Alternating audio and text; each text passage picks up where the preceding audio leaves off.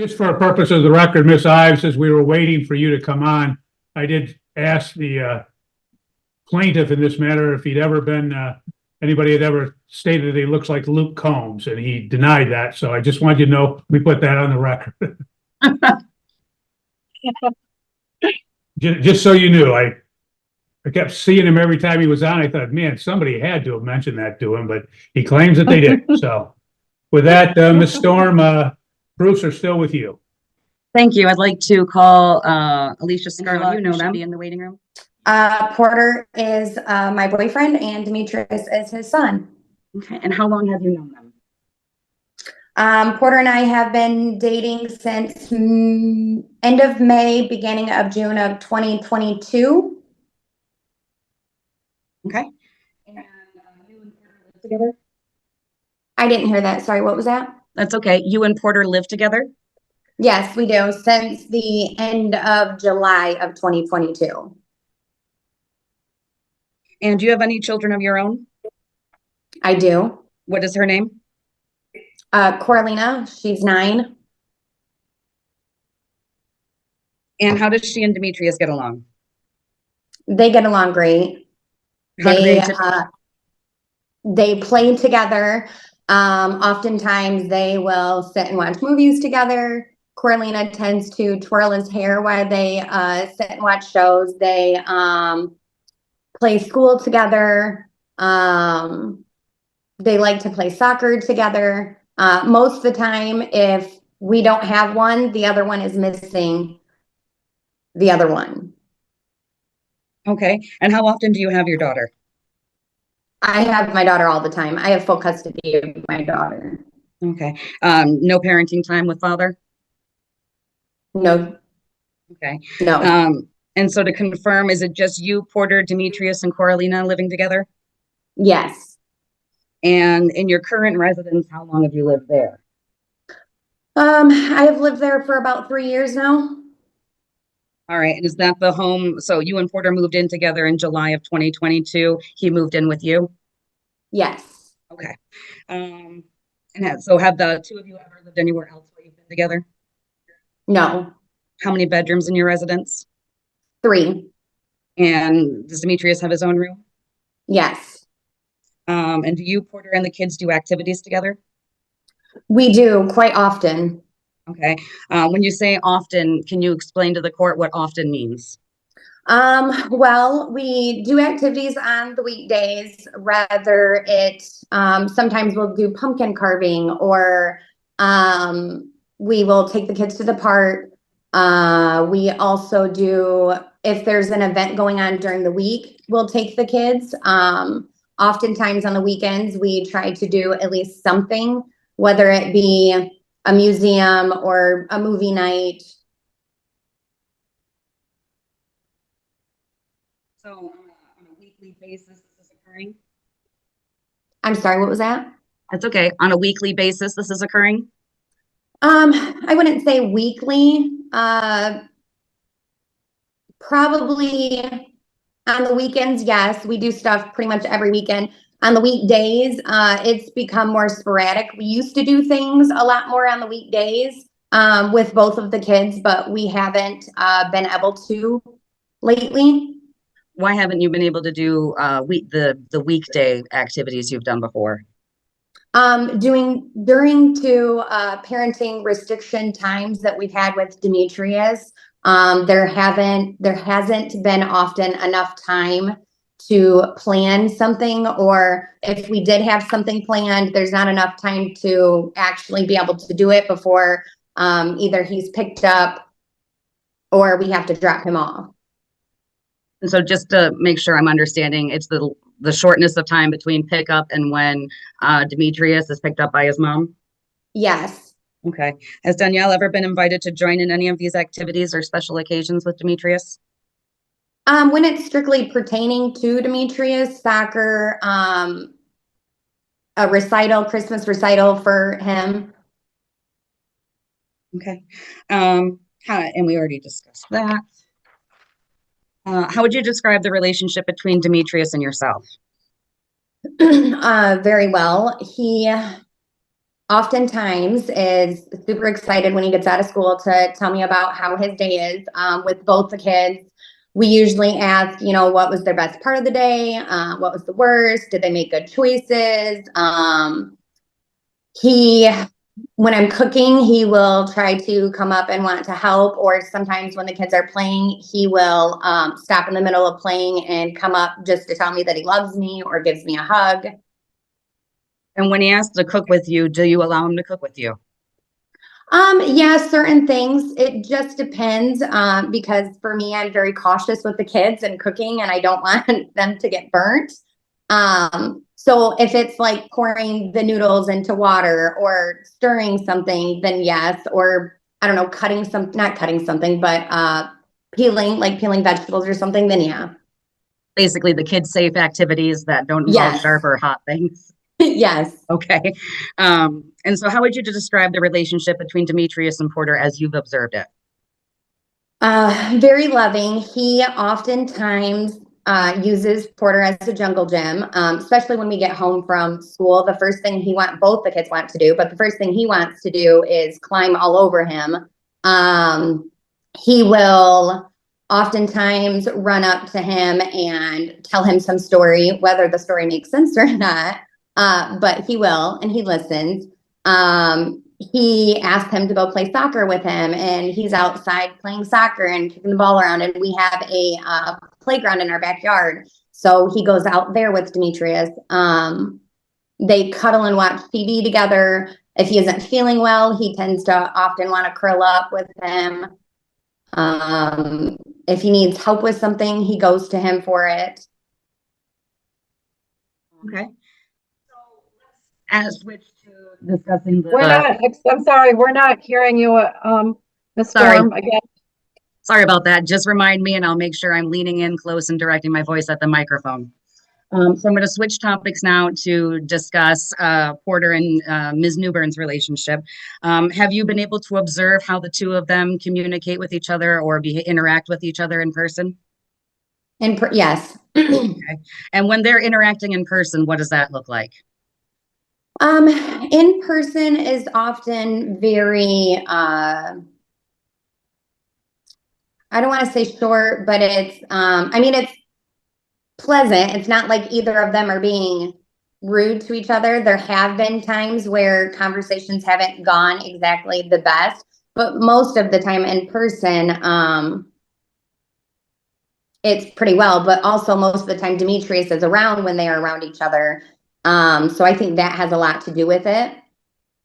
Have you been around when Danielle speaks to Porter over the phone? Occasionally, yes. Okay. And are you able to hear what Ms. Newburn is saying, or at least how she sounds during those calls? Yes, I have. All right. And how does that typically go? Again, just hearing about what you directly hear. It depends on the conversation and the day, really. There's sometimes where, say a situation needs to change or a pickup or something like that. Sometimes it's very pleasant and she is understanding. And then there's other days where it is very short. The tone of the voice sounds very abrupt and rude. And when this is going on, how does Porter sound? Oftentimes he's even toned. I know that there has been times where if she's yelling at him on the phone, he's had to raise his voice to get her attention. From the times that you've observed, how often would you say she gets to the point where she's yelling at him on the phone? In the beginning, I want to say there was probably maybe twice that happened where she was yelling on the phone. Okay. More recently, has that been occurring any recently? Conversations have been strictly through text message. Okay. I want to say probably 80% of the time. I think that has helped with some of the I guess yelling. I don't know. That's okay. So does Can't hear you, Ms. Storm. So you indicated that Porter will sometimes raise his voice to try and redirect and get Ms. Newburn's attention. Other than that, how does Porter react when these types of disagreements are going on, either whether you're watching him from a phone call or watching him text with her? If the conversation is going bad, and either he's trying to compromise her about something or trying to express his concerns, when he feels like it's just turning into an argument, he tends to shut it down, where I'm no longer going to have this conversation, considering it's not going anywhere. Okay. And how does this communication affect Porter after the communication ceases, if anything? I mean, it affects him.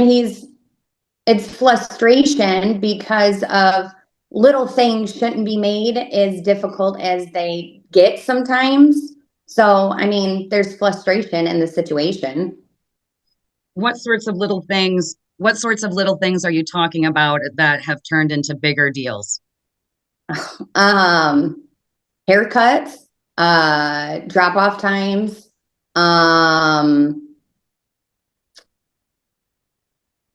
trying to communicate about whether Demetrius should be signed up for something or not, expressing concerns of his to her about the shark necklace, you know.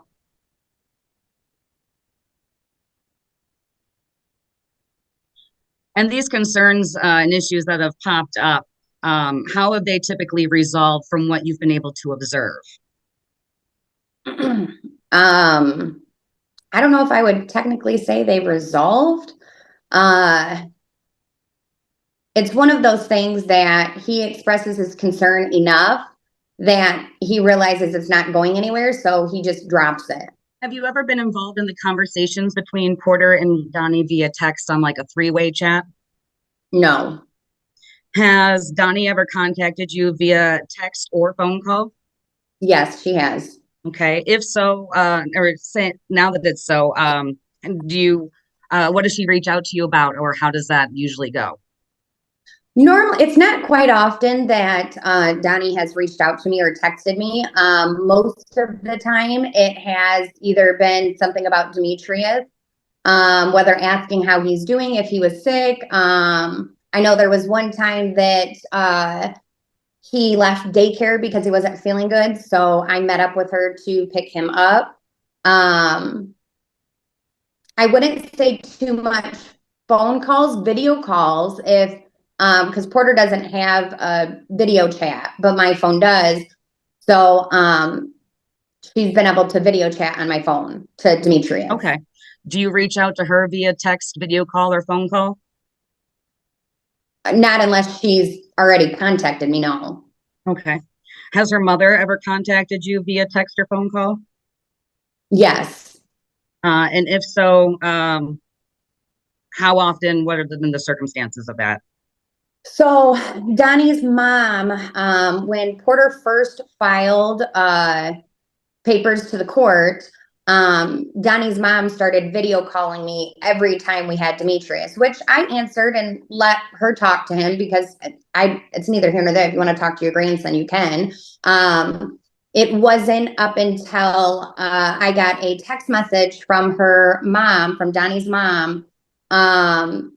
The way that it came across to me, it was very threatening, as of if Porter didn't give Donnie Demetrius, that there was going to be issues. When you say give Demetrius to Donnie, does she mean just like for a parenting time exchange that parties didn't agree on, or what was the circumstance that if you know, I should say? It was a parenting time. It was a holiday weekend that Donnie felt that she should have had. Porter and her didn't come to an agreement. I know that there was a time where he was willing to, but they weren't able to come to an agreement about switching certain days. And due to that, her mom reached out asking when she was to get Demetrius. And my response was, I think that you need to talk to Donnie. This isn't, this has nothing to do with me. This is between Donnie and Porter. Okay. Do you typically get involved or communicate with Donnie about the decision-making things with Demetrius? No. I'm going to ask you to remember back to October 15th of 2022, what I'm referring to as a soccer game incident. Do you remember October 15th of 2022, at least some? Yes, I do. Okay, were you there that day? Yes, I was. Okay. What did you observe that day, starting laying the groundwork, because we already have testimony. Child was sick. Porter notified grandma. What happened at that point? Leading. I'm sorry, I was just cutting to the point where I wanted her to talk about, Your Honor. Well, you can qualify it. That's fine. I can always rephrase if the court would prefer, / if Ms. Ives would No, prefer. go ahead. Rephrase. Okay, I'll rephrase. Thank you. During that day, are you aware of why Demetrius didn't go to soccer that day? Yes. So during that day, with him being sick and the weather being crappy like it was, Porter didn't feel that it was best for him to go to soccer. He notified Donnie's mom. He forgot his phone in the car, which is not the first time it's happened before, but rarely, but he did. I did have my phone on me. I didn't receive a phone call from Donnie that day. But Porter did receive multiple phone calls and text messages. I recall him telling me that he forgot his phone in the car and was like, oh crap, I forgot my phone in my car or in the car. I need to go get it. When he went to go grab his phone and seen everything and listened to the voicemails, and it was one of those, like, here we go moments. All right, now I'm going to interrupt you just so that we don't have narrative testimony, and I'm going to redirect with another question. So how long, to your memory, was the phone in the car? It had to be like 30 to 45 minutes. It was not very long. So less than an hour for sure? Yeah. Okay. And you had your phone on you that entire day? Yes, I did. Did you receive any phone calls from Donnie or her family members? No, I did not. Okay. We got inside, you saw the missed messages, then what happened from your perspective of what you directly observed? There were threats to kick our door in, which I was extremely concerned about, because not only do we have both the kids there, mine and hers, so I was concerned as of what was really going to happen. Could you Porter hear? did call. Did he get in touch with her over the phone? Yes, he did. He did call her. Could you hear her side of the conversation or just Porter's? I could hear both. It was on speakerphone. Okay, and so what was the tone of voice of Danielle during that time? She was very hysterical, yelling, screaming at him. That was when I referred to him having to raise his voice. That was the time that he had to raise his voice, because there was no way to get her to even hear him when he was trying to talk, because she was consistently yelling and screaming at him. Okay. Do you know how long that phone call went on? Maybe 15, 20 minutes, maybe. Okay.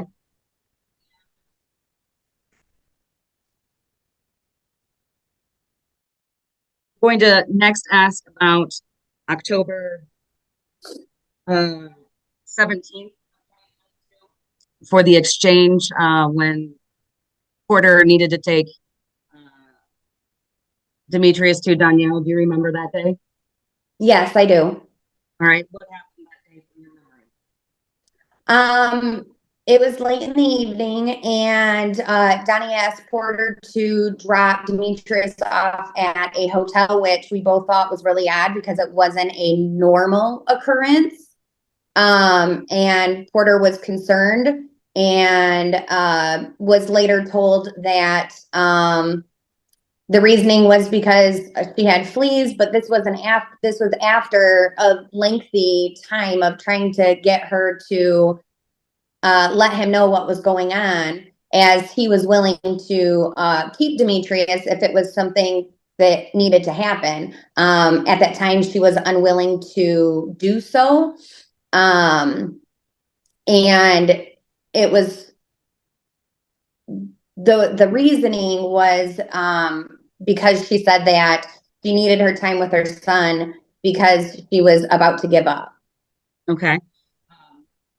And she ended up having Demetrius that night, correct? Yes. We didn't find out. I mean, we had already dropped Demetrius off during the conversation Porter and Donnie had. Okay. So then we're going to move on to 2 more days later on October 19th, 2022. Do you remember that evening? I do. All right. What happened? Were you there when Porter was contacted by Donnie or Donnie's family? Yes, we were sitting on the couch. It was, I don't know, 9:30, 10 o'clock at night. We were sitting on the couch watching TV. The kids were already in bed. And Porter received a phone call from Donnie's mom, which we thought was odd because rarely did Donnie's mom ever call him. She always texted him. So we thought it was odd. So when he answered and she told him what was going on with Donnie, and requested that he helped, but he never received a phone call from Donnie that night, nor did I. Okay. And in addition to Donnie's mom, her uncle called, correct? Yes, he did. He said that he was hunting, so he couldn't do it, and wanted Porter to help. Were you there when Zach was at Porter's house during the prior to picking up Danielle?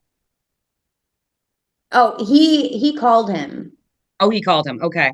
And were you there when Zach talked with Porter about what happened during the ride? Yes, I was. Okay. And you were able to hear the phone calls clearly when you were there? The phone calls between Zach and Porter. So I want to say that was in person after Donnie's vehicle got sent to I can't think of what it's called, where you take vehicles, tow truck place. And Zach was telling Porter what transpired during that time. But yes, I was able to hear their conversation. Okay. I'm going to talk now about Christmas of 2022. Did Porter get the parenting time during that Christmas time as was regular, the regular parenting time schedule the parties had been following? As far as I understand, there was no actual schedule for holidays during 2022. The conversation was that Donnie was going to get Thanksgiving and that Porter would get Christmas, but that Donnie and Porter were still going to do like an early pickup. They never agreed on a pickup time though. And did Porter get denied any parenting time during this time, or was Demetrius withheld at all? Yes, after Donnie picked Demetrius up on Christmas Day of 2022, we did not see Demetrius again until I want to say it was January 5th. I want to say it was the following that Thursday. She told Porter that for him to start court proceedings and that she was going to be the one getting him. Okay, so you said that Donnie told Porter about something about starting with court? Yes, Christmas of 2022, after she got Demetrius, she told Porter to file some court paperwork that she wanted to start custody, something, but none of that was ever followed through. Okay. So to your knowledge, obviously Porter didn't file at that time?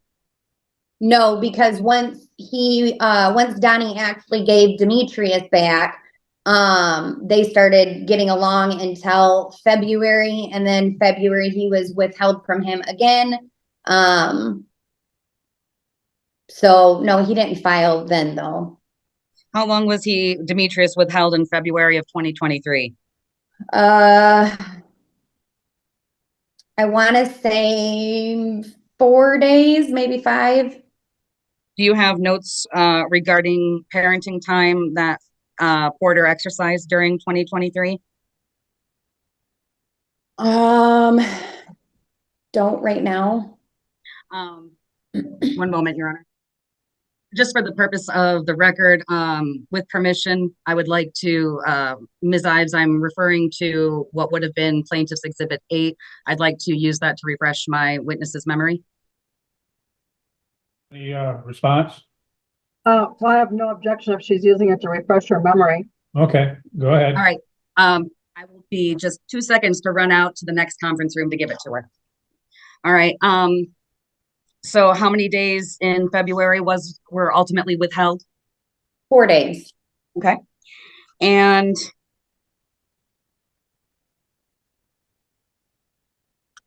was the incident in October the only time that Donnie has threatened to either go to your home or kick in the door?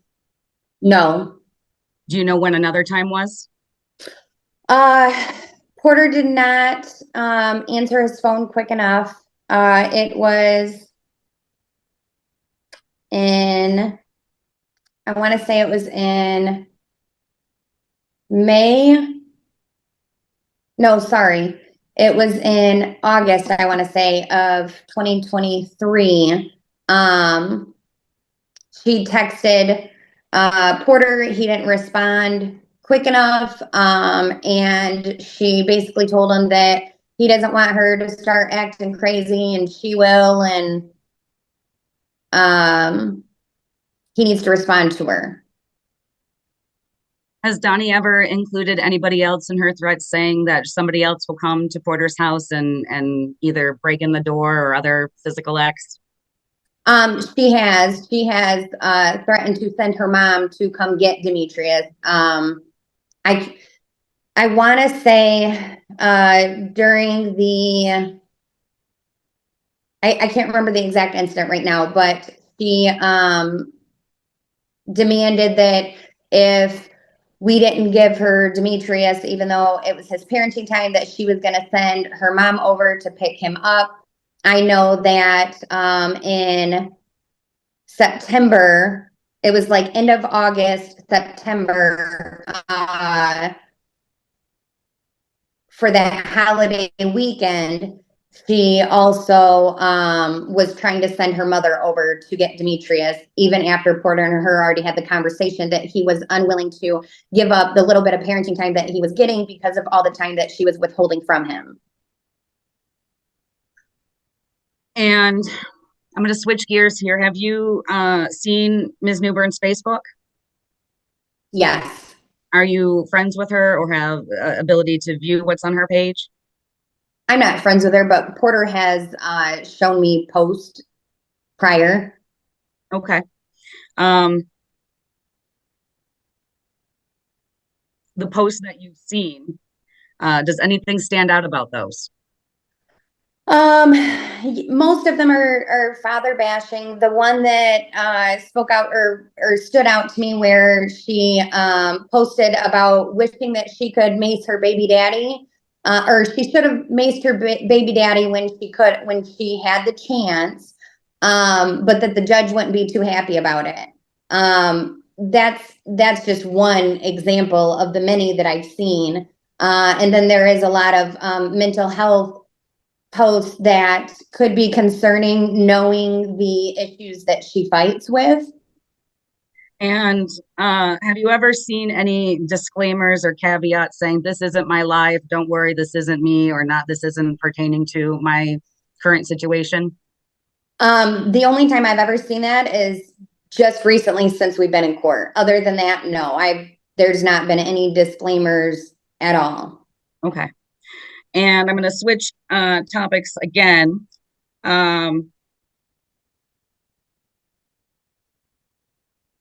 Do you FaceTime with Demetrius at all while he's at his mother's house? I do. And when you do, is Ms. Newbern there? Depending on, so he will sometimes FaceTime both of us, me and Porter, on Sundays when we drop him off. He'll FaceTime us then, which Donnie has been there. There's other times where Donnie was at work and he's FaceTimed me. Okay. And during those times, do you know who's watching him, if you know? The only person that I seen most of the time was his grandmother, which again was who we were told was watching him. There was one time that I seen the Trevor, her cousin, but that wasn't until later in the afternoon did I see him when he video called me. Okay. During exchanges, when you've during pickups and drop-offs times, have you ever smelled marijuana in Donnie's vehicle? I have. How often have you smelled that? Most of the time when she's picking him up, would be the times that I could smell the marijuana in there. I would say in on a weekly basis, at least 2 times a week. So some days it would have an odor and other days it wouldn't? Yes. Okay. And switching topics again, your daughter goes to Battle Creek Montessori? Yes, she does. Can you tell us a little bit about Battle Creek Montessori from what you've experienced during Coralina's time there? So my daughter's been going there for about 3 years now. She was going to a regular school and I transferred her to Battle Creek Montessori because at that time it was what was best. She's a very hands-on learner. And with Battle Creek Montessori, they gear each, so instead of a big classroom, you have one curriculum for the entire classroom. Battle Creek Montessori takes each child individually, what their strengths are, what their weaknesses are, and they do their curriculum to each child. They also have it where the classrooms are intertwined, where like kindergarten and first grade are together, so that it's teaching kids to help each other to get more confident in their work, to be able to even go on further. Say, for example, Demetrius is a very smart boy. He's doing first grade work, and because they can test, it's not like he has to ask for it. If he's already passed all his kindergarten, they just give him the next thing. Battle Creek Montessori also has a lot of hands-on things. So say they hand you a piece of paper that has a bunch of math problems on it. They also have really cool different ways to help teach the kids. They have different tools that they can use so that if they're doing the math problem, they can use this tool to also help them with that. It's the same with reading and science and English. They have all these extra tools that it's not just reading a book or looking at a piece of paper. They get to intertwine with other things. Not only are they teaching them educational stuff, but they're also teaching them everyday life things. They do cooking with them. They teach them how to cut things properly. They have a whole section of like a house play area, but they use it as a learning tool as well. Since my daughter has been going there, I have not had, she's doing great in school. I haven't had any issues with not being able to socialize. It's built her confidence up more because instead of if a kid gets in trouble, they help them work it out themselves. So they're teaching them how to navigate instead of an adult coming in and just doing it. And if they can't figure it out, then they, of course, the adult intercedes and then they work it out together. Now, eventually, yes, my daughter will transition into another school. But I feel like this was a super healthy tool for her because she did lack confidence before she went to Battle Creek Montessori and things. And she's grown tremendously since she's been there. It is also a school that I feel it's a school that I've had friends leave and their kids have gone to other schools and they haven't had any issues with the transferring. I mean, you're going to get any kid, when they transfer from one school to another, no matter what the school is, there's going to be growing pains. But I don't think that it's going to be that big of or that huge of a thing. Okay. And to your knowledge, does Battle Creek Montessori have the ability to incorporate prep to go into quote unquote normal school or regular public school once they're ready to change schools? I do know that for my daughter, she's going to be probably transferring in a year or two to a different school, and they do help with the transition. And as of getting them prepared, I don't know how to exactly explain it. That's okay. Prior to, how many years was she in regular public school prior to Montessori? She went to public school for the first 3 years of her school education.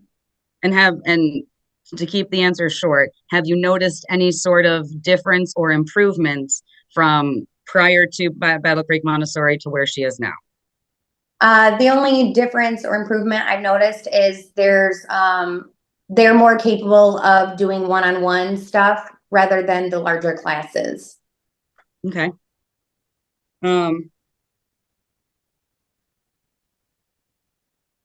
Regarding the co-parenting and cooperation between the parties, has that always been what it is, or have you noticed a change? I want to say from what I've noticed, in the beginning, it was inconsistent on Donnie's side from what I seen as of the amount of times that she would have him. And then it became more consistent where she wanted to have him these certain days. Since then, the co-parenting has been stressed, I would say. Okay. And so when did you notice a change? I might have missed that, but when did you notice that change approximately? Change in co-parenting is usually anything with big decisions pertaining to Demetrius. So I would say, from what I've seen, that would be the daycare, since daycare. Okay, I have no further questions for this witness. Thank you. Okay, thank you. Ms. Ives, cross-examination. Thank you, Your Honor. Good afternoon, Ms. Spurlock. Would you agree, or what do you think about Demetrius? Does he lack confidence? Does he lack confidence? Depending on the situation, but most of the time, no. Okay. Depending on the situation, but most of the time, no. Okay. And I know that's one of the things that you said helped your daughter out at the Montessori school. But Demetrius doesn't have that issue, does he? No, like I said, most of the time he's very confident in his stuff. I know that socializing has been talked about prior in this courtroom, and that it's helpful in any school, really. Sure. You would agree that there's different methods of teaching from the public school like Dudley versus the Montessori school, correct? Most definitely, yes. They're two different types of teaching, yes. And some students, would you agree, do better with more of a direct approach, and then as opposed to the way the Montessori school runs with more of an indirect approach with learning? Would you agree with that? I'm not understanding. What do you mean by indirect approach? Well, the learning is, the learning in the public school is more of a directed approach to the students, meaning they're directed on their tasks. Would you agree with that? Battle Creek Montessori does do direct approach as well. Okay. What benefit do you believe that Demetrius would have going to Montessori school versus the Dudley school? I mean, I think just from what I've seen with Demetrius, he's a very smart child. But he does lack the discipline to be able to sit for long times, or to, if the class is sitting and has to listen to someone speak for a long time, he has trouble with that. And I think that him being able to use his hands and move around if he needs to would be helpful. Now, was it your idea to put Demetrius in the Montessori Center last June of 2023, or was it Porter's? It was Porter's idea. That situation arose because during that time, Porter was notified that the daycare, the scholarship that Donnie had Demetrius on, was ending, and daycare payments needed to be started, as well as there were multiple issues that Porter was having with the daycare, whether it be marks, bruises, sending him outside when the weather wasn't appropriate. Battle Creek Montessori, the summer school, offered a free program to do. So I didn't really have, that's more Porter choosing that. Okay, wasn't it more convenient for Demetrius to go to school at Montessori because your daughter goes there as well? Wouldn't that be true? No, she was not going there for summer school, so it's not convenient. Now, if you're talking about as of right now, I mean, if two kids are going to two different schools, of course that's hard, but that's not the main reason that Porter wanted Demetrius at Montessori. That decision wasn't based off of his sole purpose of sending him there. And right now, who gets Demetrius? So Demetrius is in your home with his dad on alternating Wednesday evenings and every Thursday night, correct? Correct. As well as Friday, Saturday, and Sundays. And on Thursday morning, who gets Demetrius to school in the morning? Is it you or Mr. Ward? Depending, sometimes we do take him, but my daughter's grandmother takes the kids in the morning. It's depending on the situation. There's times where if we don't take them, then my daughter's grandmother takes both of them.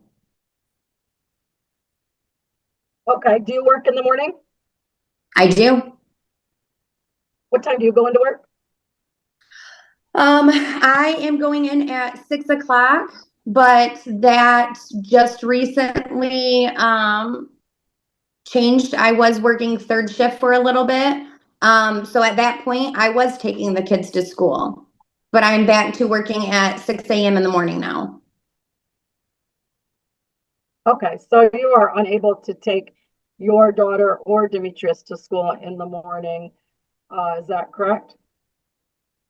Right now, yes, unless something changes where I need to take both of them because her grandmother can't take them, then yeah. And what time does Porter leave for work in the morning? It depends. Most of the time it's around 5:30, 5:45, 5:50. And who is getting Demetrius ready for school in the morning if both of you 6 a.m.? We set his clothes out. He gets himself ready in the morning, besides, help with brushing his teeth and his hair, but he dresses himself. Who got some breakfast in the morning?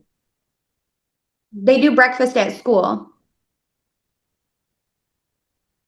Okay, and then it's your mother or your grandmother that picks them up from your house and takes them to school? Yes. Okay, and what time does she come over to pick the children up? She gets to our house around 5:20 and she stays there until it's time to get the kids up to take them to school, which school starts at 7:45. Well, drop off is at 7:45. Let me rephrase that. Okay, so at this point, neither you nor Porter take Demetrius to school, is that correct? At this moment, yes, but like I stated prior, I was working third shift, so I was the one taking them. But yes, right now, yes. Okay, and then what time does Carolina, well, first, Coralina. Carolina, I'm sorry, your daughter Carolina and Demetrius, do they get out of school when they're at the Montessori school? Do they get out at the same time? 3:00. And then who typically picks them up from school? Is it you or Porter? Sorry, you froze on me. What?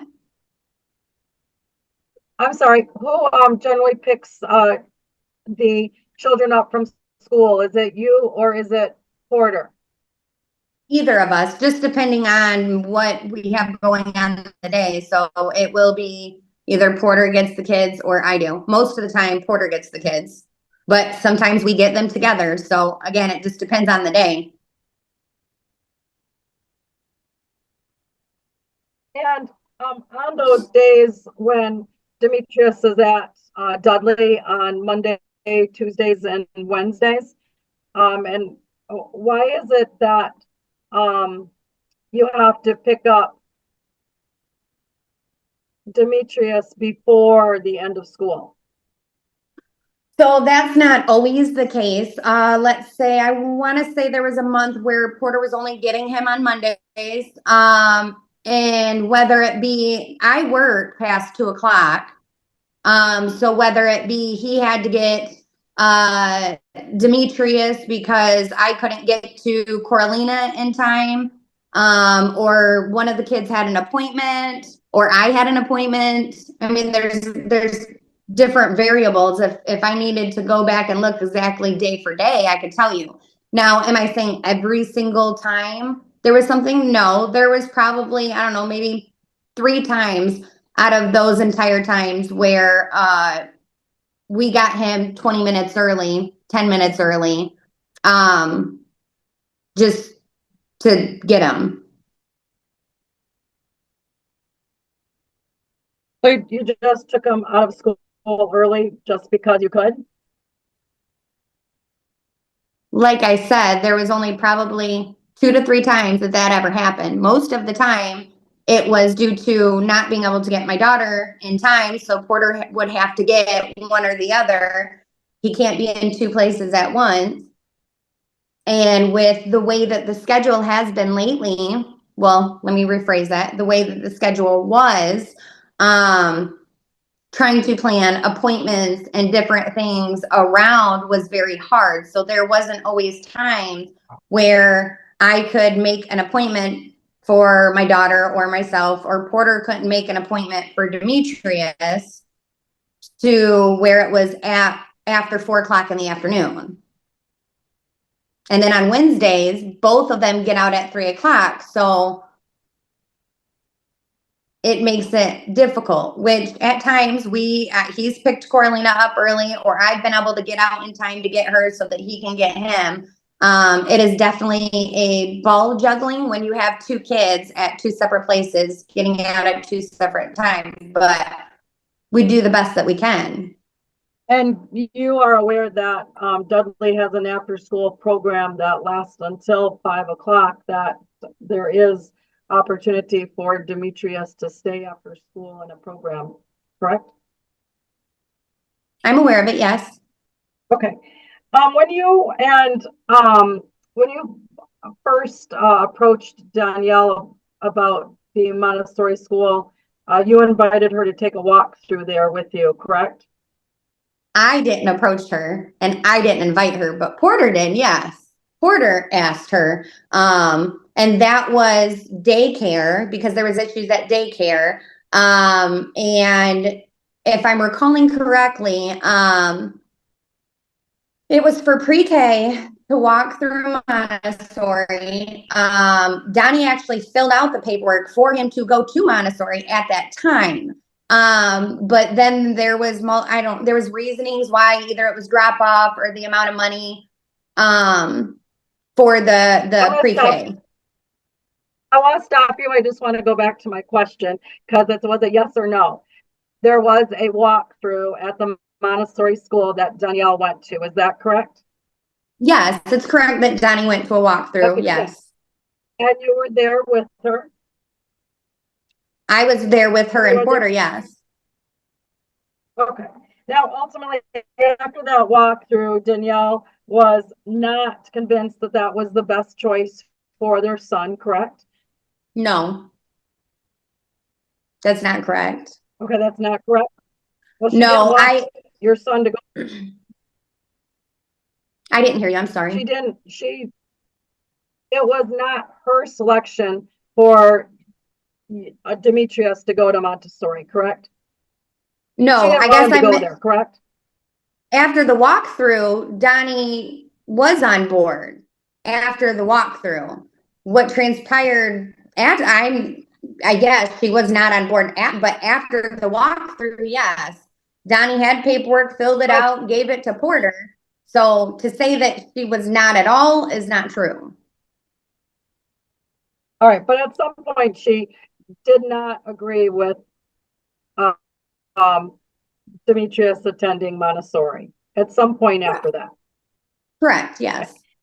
Now, when Demetrius ended up being enrolled, how come Danielle's name wasn't put on any paperwork at the Montessori school? Donnie's paperwork was put on the summer school program paperwork, all of it. To my understanding, with the kindergarten school year, Donnie did not want to have anything to do with Montessori, per my understanding. She is on the emergency as far as I know. Okay. Are you aware that she's not been able to get any of Demetrius's school records in attendance at the Montessori school?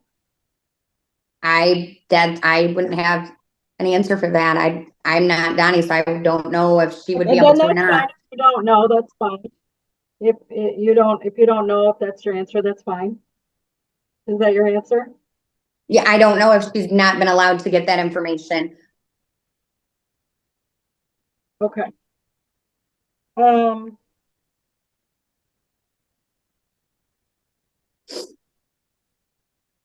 If the court were to order and allow Demetrius to stay in the public school at Dudley, would you and Porter be able to pick Demetrius up on the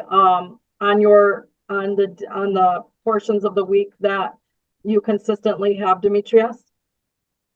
I mean, we've already proven that he's been able to get him. But that's at Dudley. From my understanding, Right, for first grade is Fremont, and that's a whole nother conversation. But at Dudley, yes, Porter has been picking him up. And why would Fremont be different?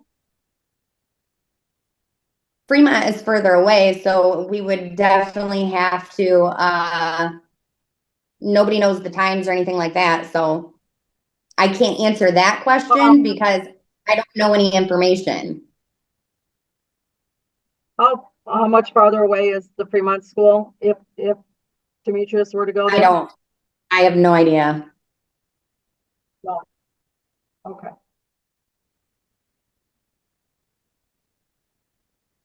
Now, I understand that you and Danielle typically communicate fairly well together. Would that be true? Most of the time, yes. I know just recently, Demetrius was sick and had a sick day on March 13th, which was the day that Demetrius was in Danielle's care. Do you recall that day? Mm-hmm, yes. And Danielle had dropped Demetrius off, but had to immediately turn around and pick him up because he was throwing up at school. Yes. Do you recall that? Yes. And I understand during that day, she communicated with you to tell you what was going on, correct? Correct. And that Demetrius was homesick with her. Correct. And she informed you that instead of picking Demetrius up at school, that Demetrius would be home with her because he was sick that day, correct? Correct.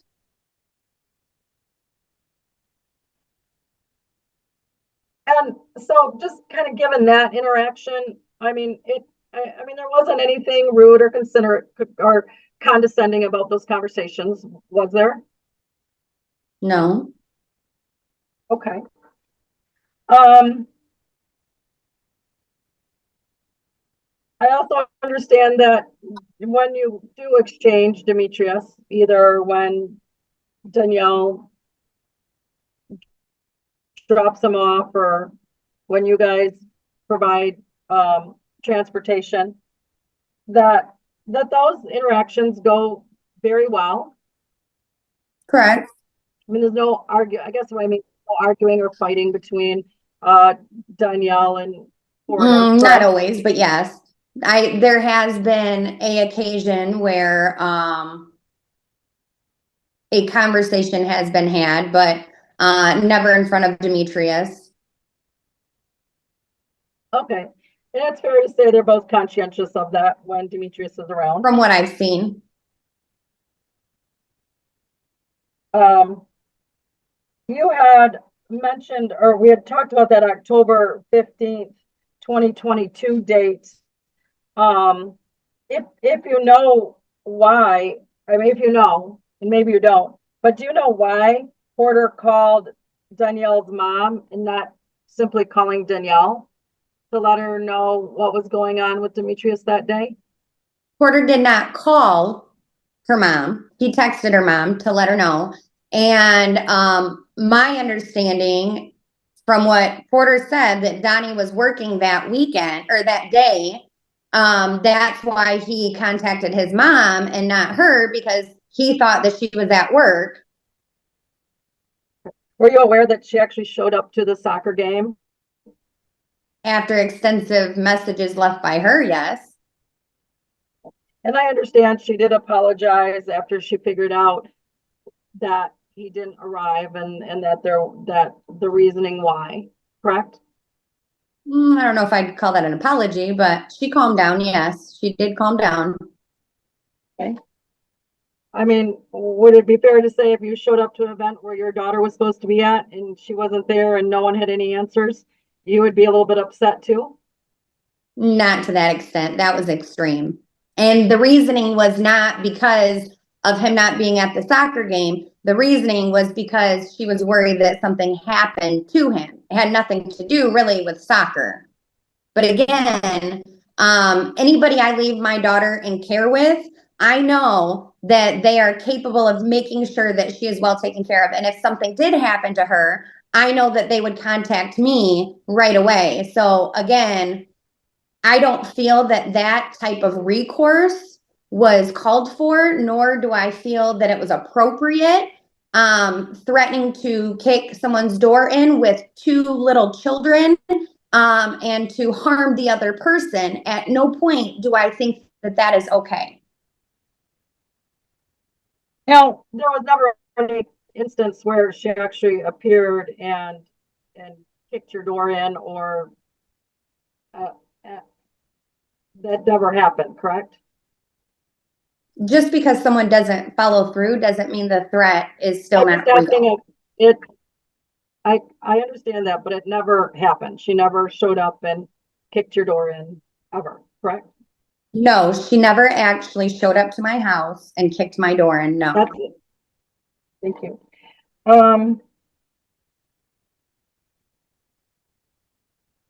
This issue about when Danielle first took Demetrius to get a pair of glasses, were you involved in any of those conversations? I was told about them, yes. And it's true that Danielle wanted to seek an eye doctor appointment for Demetrius, but Porter didn't feel he was having an eye issue. Is that correct? The conversation was Donnie told Porter that Demetrius has blue eyes and he squinted when he read a book. So when Porter and I talked about it, yes, Porter didn't see at that moment because he wasn't given all the information. I know if someone said that my kid squinted when they read a book and they got blue eyes, I'd be like, oh, okay. Now, if they would have said, hey, you know, this, and this, and these are the other issues, then of course, I would most definitely think that some doctor appointment needed to be looked into. Of course. Well, Demetrius was having a lot of bruising and running into things during that time, correct? I cannot say so because when Donnie and Porter investigated into most of those bruises and marks, they weren't always because he ran into something or because he couldn't see. Some of it was kids hitting him or other situations. But again, if Porter was told that he was running into things, then of course he would want to make an appointment. But there were discussions that was happening, correct? Discussions. I know you just gave an explanation that there was other reasons for bruises, but that was one of the reasons why, correct? Not to my recall, no. Nobody ever had a conversation with him about the bruises are because he's running into things. Again, from what I know. Regarding the change to Demetrius's healthcare provider, what healthcare provider does Coralina see? She goes to Serial City. And I understand that Porter has now placed Demetrius at Serial City as well. Yeah. Were you part of any of the discussions regarding that change from Demetrius's normal pediatrician? Just if you were part of the conversations, that's a yes or no question. I know that Porter said that Donnie Donnie wanted. Yes or no question. Wait. Your Honor, first of all, it's a yes or no question, and I would ask the court to just instruct her if she was part of the conversation. It's yes or no.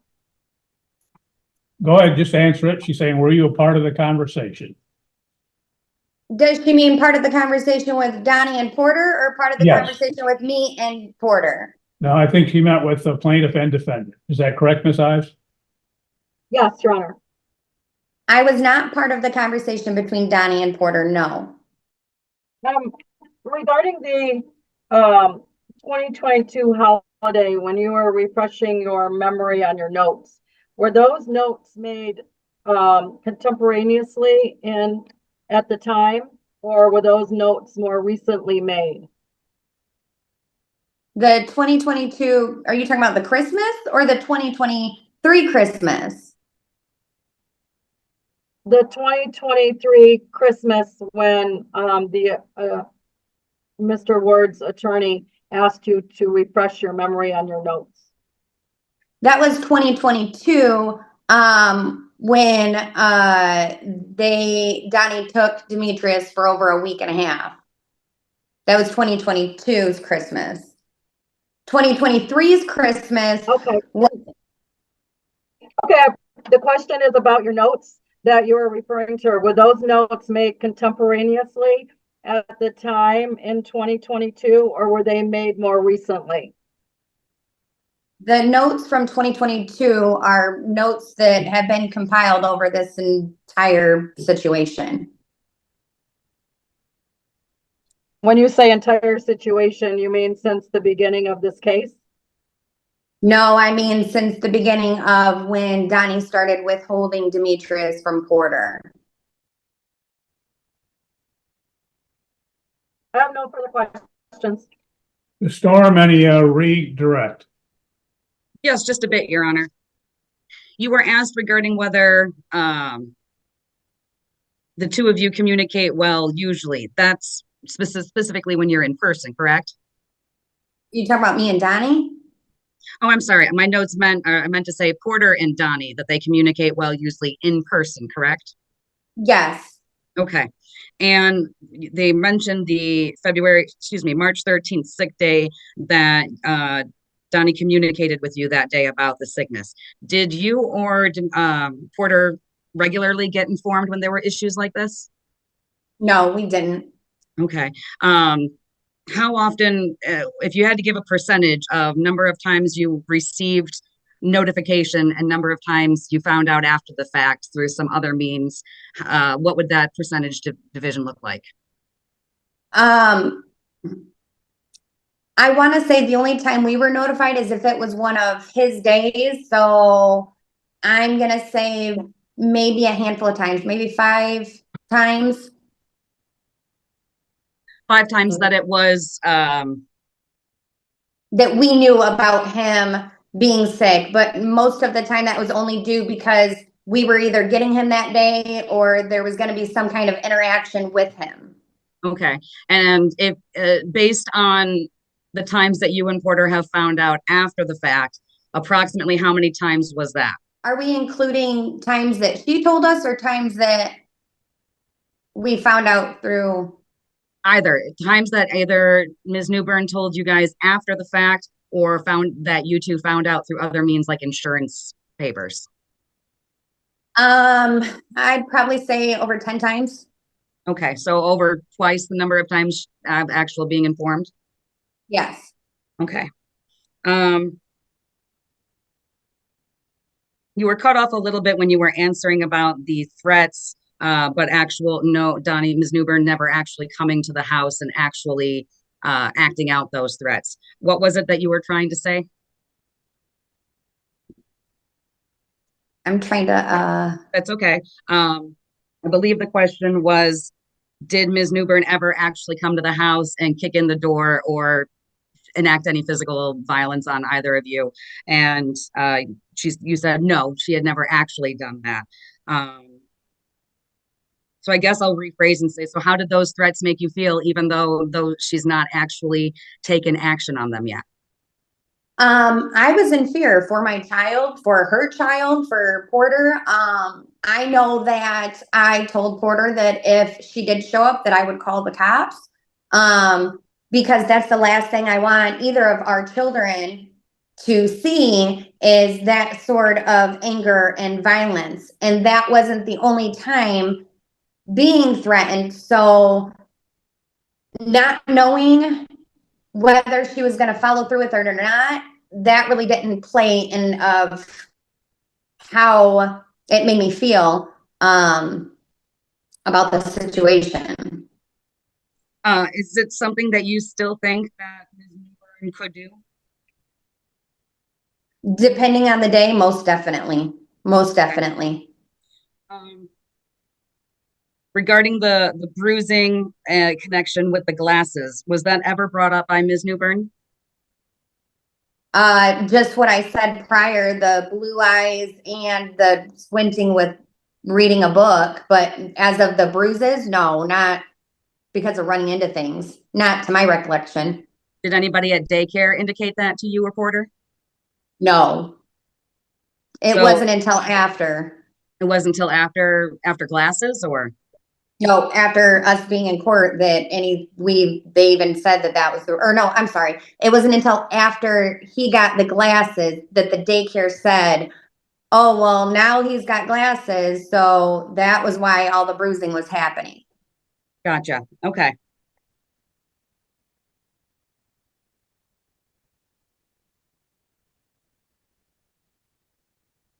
How long had Coralina been going to Serial City for her medical needs prior to Demetrius using them?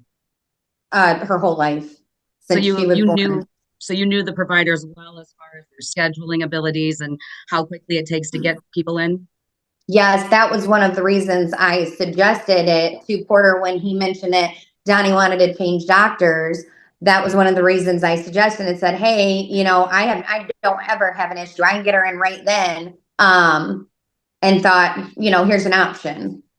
So was the convenience of the fact that Coralina goes there the determining factor or a factor that weighed into the discussion between you and Porter regarding Serial City? No, that had nothing, whether a child has the same doctor or not, has nothing to do with one of the other children, because 90% of the time their appointments aren't together. They're two different ages. One is 5, the other's 9. So that really had zero factor in it. Okay. And Serial City takes Porter's health insurance? Yes. Okay. I have no further questions. Thank you. Okay. Ms. Ives, any recross? No, Your Honor. Okay. Ms. Gerlach, that concludes your testimony. Thank you and your excuse. Have a good day. Thank you. You too. Your Honor, that would conclude my witnesses at this time. I was hoping we might be able to take a quick 5-minute break or so for me to use the bathroom. We are back on the record. Okay. Welcome back. Ms. Storm, you had rested, is that correct? Yes, Your Honor. Okay. Ms. Ives, your presentation. Thank you, Your Honor. We will call Danielle Newburn. Okay. Ms. Newburn, we'll just tell you you're still sworn in, so okay? You understand that? Yes, sir. Okay. Go ahead, Ms. Ives. Thank you, Your Honor. Ms. Newburn, let's start off. How did you first meet Mr. Porter Ward? He came to my club with a couple of friends of ours in 2016. And we were saying, Ms. Ives, I do not want to hear all this history back from when they dated and all of this stuff. I mean, we've taken enough time, and that's ridiculous. okay.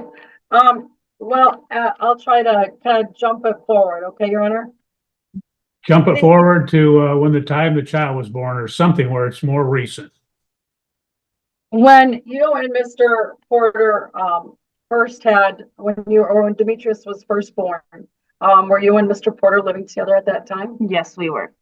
Okay, just describe to me how your relationship was when you initially were living together when Demetrius was born. He worked at night. So during the day, he was either asleep or like we would watch movies, kind of just hang out. That first month, my moms were both there, so they were helping a lot and kind of just letting me and Porter rest as new parents. But Demetrius was breastfeeding, so. Now, were you working at that time, or were you on maternity leave? I was on maternity leave at that time. Okay, and do you recall how long were you a stay-at-home mom then for the first part of Demetrius's life? For the first part, yes. Okay, and do you know how long it was you stayed at home before you started back up to work? Definitely over like 9 months or so, but I can't pinpoint. Now, Mr. Ward had indicated that while you were a stay-at-home mom, you didn't do any of the household duties there. Do you agree with that? I don't completely agree with that, no. Okay, and why is that? Porter did cook a lot. He also did a lot of the cleaning, but I helped cook sometimes. I also cleaned sometimes. So it was like, it wasn't necessarily 50-50, but we did both do things. And during that time, your son, what doctor was he originally seeing after he was born? When he was first born, he went to Grace Health and he saw Dr. Metler. This has been asked and answered, Your Honor, by this witness and my client. It has. I'll sustain the objection. Please don't be redundant. Okay, when you first went to doctor appointments, did Mr. Ward go with you to those appointments? So the first couple, yes, he drove, we stayed. Okay, did he go to, out of, the first year your son was born, how many do you think he went to? I think just the first couple. But he didn't really go to the hospital too much after that. Like the first couple visits, the initial one, and I want to say the one after that was his vaccines or something like that. But other than that, I went to most of them with either by myself or with my mom. And is it fair to say that your son stayed in that same medical center? Yes. And there came about a change. And how did that come about to your son's medical provider? So there was an incident where he couldn't get in, and I was slightly disgruntled about that, and I said something to Porter. And then shortly after, there was an issue with insurance that caused an issue with Porter and them at Grace Health that made him like solidify that he wanted to change. Shut my door to my office. I left it open. And ultimately, how did you discuss the new medical care provider? I text Porter and I asked him if he was like okay with looking into somewhere else originally. And then there wasn't really anything after that. He said something about, I would have to look back at my text messages, but I think he might have said Serial City at first. And then we never really talked much about anything after that.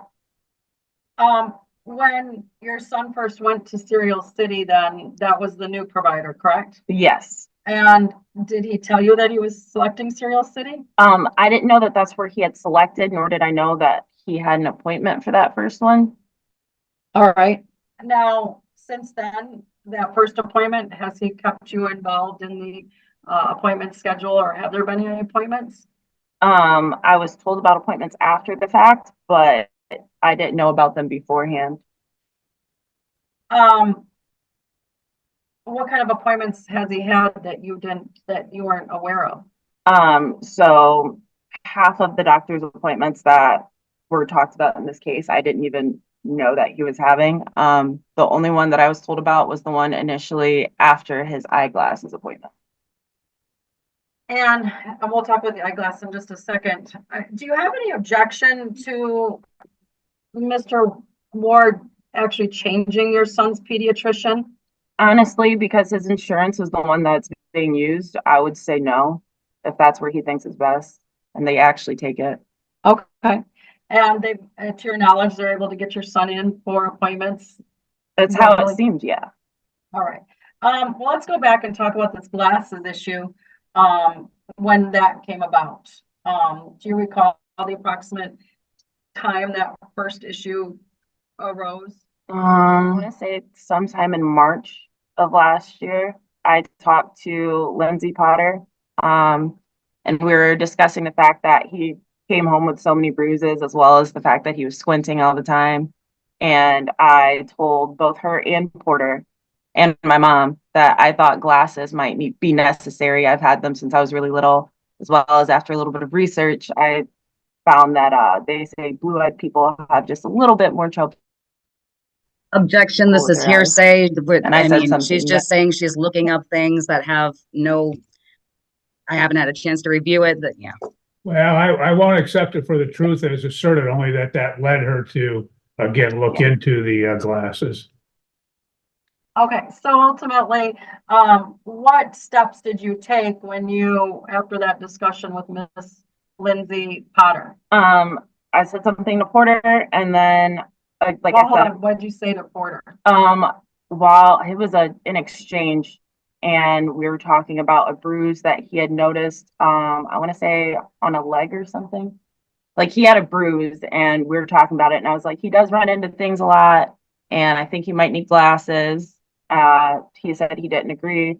I told him my reasonings. He again told me he didn't agree. He told me both Alicia and her daughter have blue eyes and they didn't need glasses. So we kind of just left it at that. I did complain to my mom a little bit about it, and then she made that appointment for his eyes and told us like, hey, I made him an eye doctor appointment, just so you can have a little bit of peace of mind. And I was like, okay.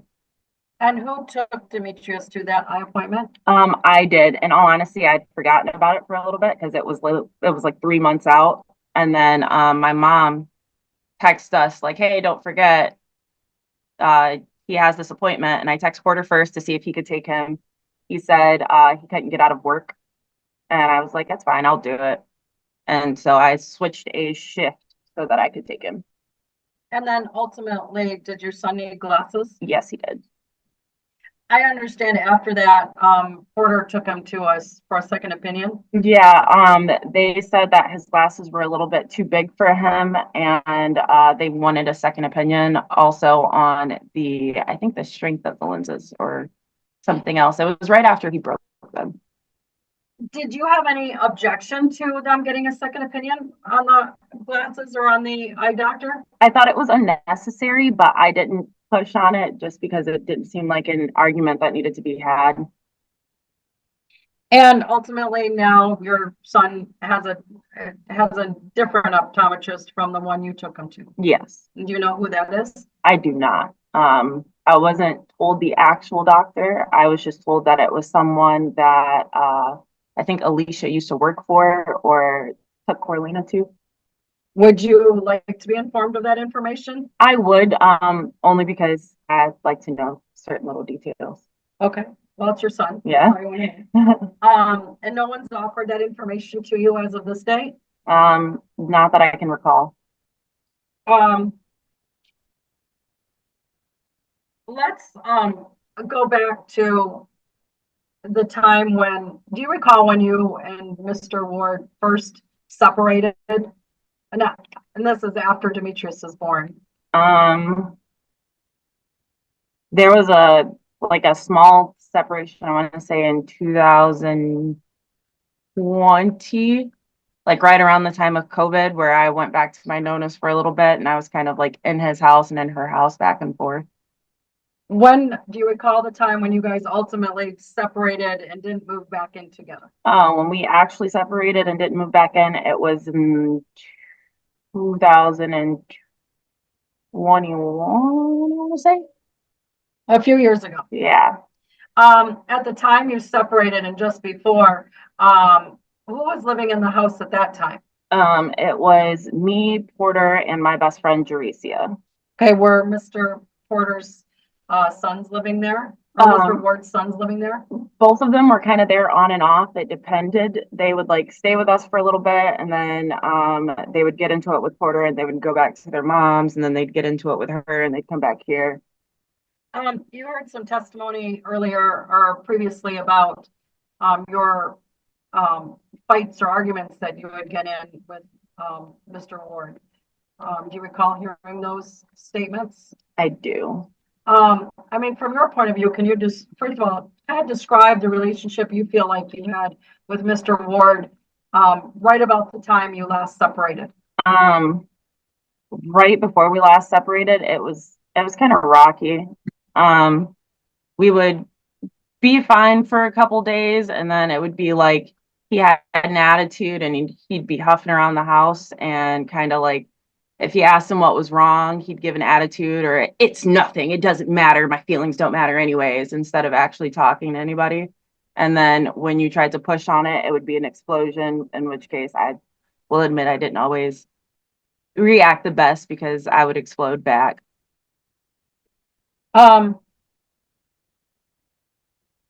Where did you move to when you, or first of all, do you recall the exact or the approximate time when you last lived together? October of that 2021 year, I want to say. Okay. And where did you go to? When I left him, I went to my grandmother's house. Okay. When you initially moved out, were you was Demetrius staying with you? He was staying with his dad. I would just go and make sure he ate dinner and feed him, bathe him. We would read a book and then I'd put him to bed. Where was Mr. Ward during this time? I think he was working thirds or like he at least got out late. Sometimes he'd be at club stuff, but most of the time it was work. So you would come over to the house and he wasn't there? Yes, I'd be with Reese. Reese would be there. Occasionally Reese's best friend, Austin, or his girlfriend, and then Skylar and occasionally Dominic. Did you feel at that time that you and Mr. Ward were able to discuss things that were important for Demetrius's sake? Yeah, at that time we were doing pretty good at communication. And at some point thereafter, you got your own place for a while. Yes, And do you recall when you got your own place? the summer of the summer of 2022, I want to say. I lived there for a year and a half. It might have been 2021. When you got your own place, did the situation change where Demetrius was now staying with you? He was with me more days than before, yes, because he'd have overnights at my house during the beginning of the week or on the days that I didn't have to work at Vegas. And when you were living on your own, how many, what do you think was the schedule at that time? Pretty similar to the one that we have now, except for there were sporadic days in between. So basically that's still like half and half. And what happened to the apartment that you had? The house that I had, my landlord decided to put up for sale, and I could not afford to buy it at that time, so I had to move back in with my grandmother. When did you move back in with your grandmother? April of last year. So April 2023? Yeah. So it was 2021. Okay. So, and you're still with your grandmother? Yes. And what are the sleeping arrangements right now at your grandmother's house for you and Demetrius? Demetrius has his own bed. It's kind of on this side of the room. My bed's on this side of the room. Okay. And you're not involved, are you involved with anybody? I've had a boyfriend named Michael for about a year now. Does he live with you? He does not. Okay. So you and Demetrius share the room together and there's no other individuals in that room? No, it's just us. Okay. And your grandmother, where does she live? She lives in the house with us, but her room is like on the opposite side of our wall. All right. And then there was some testimony that you leave Demetrius alone with your grandmother? He's never left alone with my Nona. Anytime he is left with her, my cousin is upstairs. He spends most of his time upstairs. He does like delivery or something, so he's usually at the house. And I'll text him and I'll be like, hey, or I'll knock on his door and I'll say, hey, I'm gonna leave Bubba here with Nona. Like, you want to come down? And he'll either leave his door open or he'll come down and check every once in a while. How often does this happen that you would leave and need assistance? Not very often. It's literally like if I get called in to work at Vegas on a last minute run, or if I've got to run to the store and Demetrius decides he doesn't want to go with me because he's very outspoken on whether or not he wants to stay at the house or go into a store.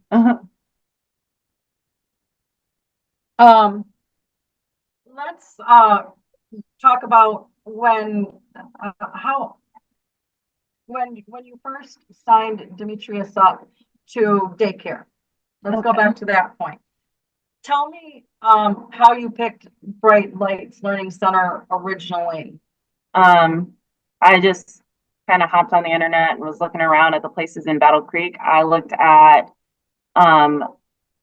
oh my gosh, if I could remember the name. There is a small school in Lakeview that my friends. Again, Your Honor, this was asked and answered over during my direct of Ms. Newbern of how she chose and how many she looked at. She had testified to this already. Okay, Ms. Ives, what's your response?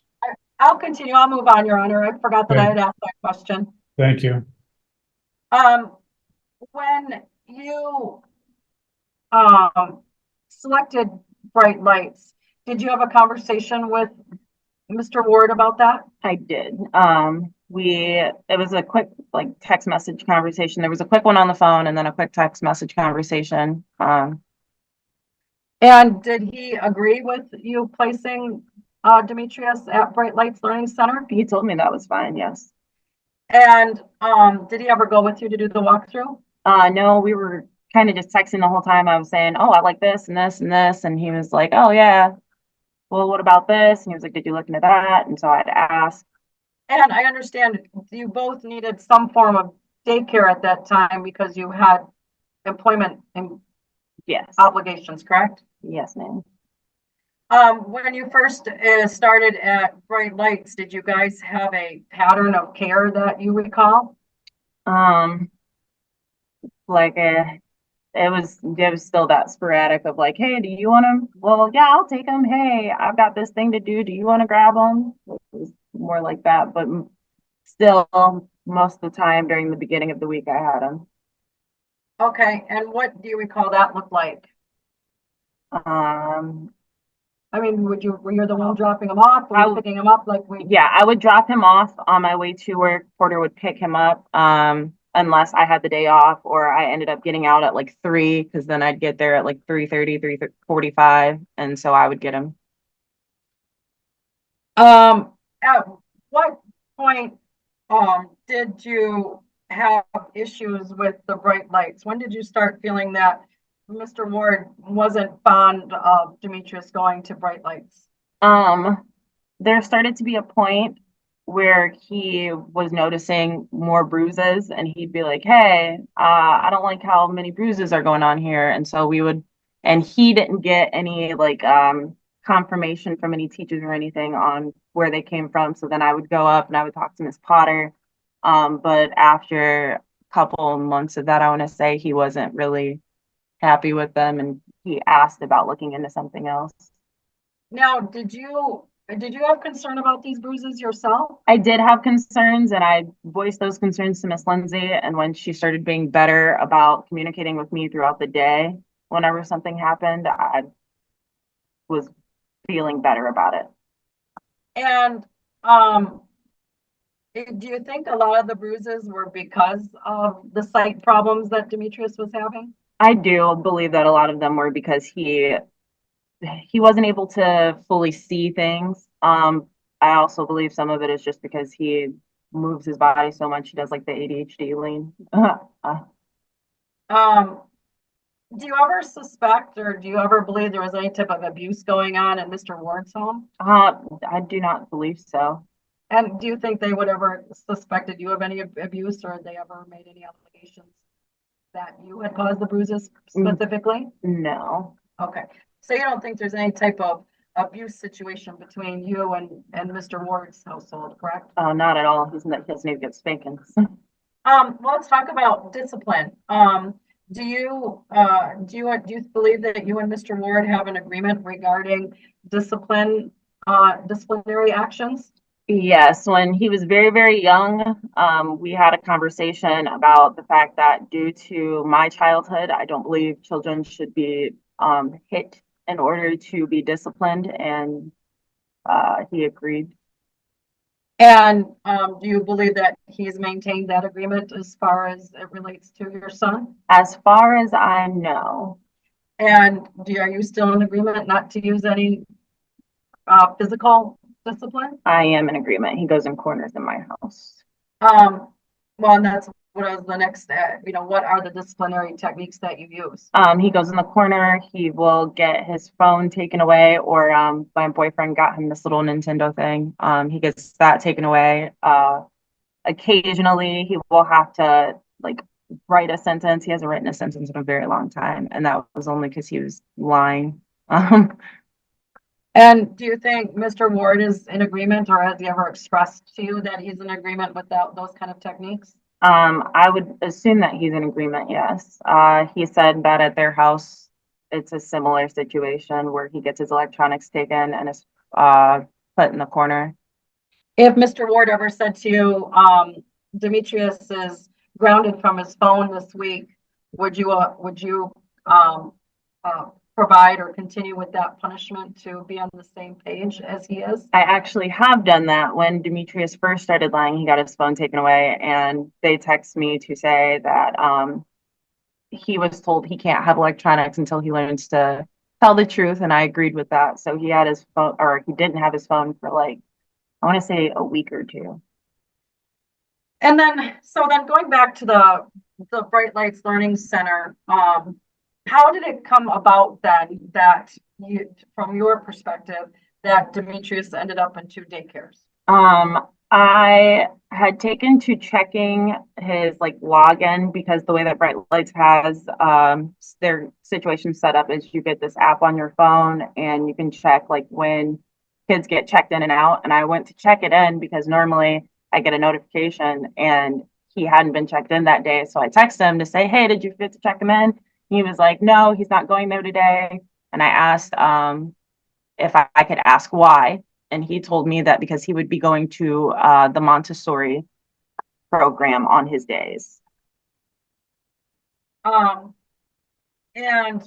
I understand that that was actually in a text message, correct? Yes, ma'am. I want to say in June of last year. I would have to check for the specific date. I'm gonna show you what we marked as Exhibit 1. Can you identify what that exhibit is? This is the text message conversation from June 22nd, where I asked if he forgot to sign him in. Okay. And does that text message further provide a response regarding why he wasn't signed in to daycare? It does. It says that he's going to Battle Creek Montessori on the days that he's a porter. And at that point, had you already seen the Montessori school? Yes. And after reviewing and seeing the Montessori school, what was your opinion of Demetrius attending? The school itself seemed really nice, but I believe Demetrius would have done better in a more structured situation, somewhere where he's got like a routine, if that makes sense. He does really well with, like, I'm not going to say military scheduling, but like blocked scheduling, I guess is what I'm looking for. And did you know that they were going to actually enroll him in Montessori school in the summer prior to this message? I did not. You knew that they were looking at the Montessori school. I did know that they were looking. I knew that he was trying to convince me to put him in Montessori. And I was at the time talking to a couple of teachers I know and doing my own kind of research. Now, you made it clear in this message dated June 22nd that that was not acceptable, that going to Montessori school was not acceptable to you, correct?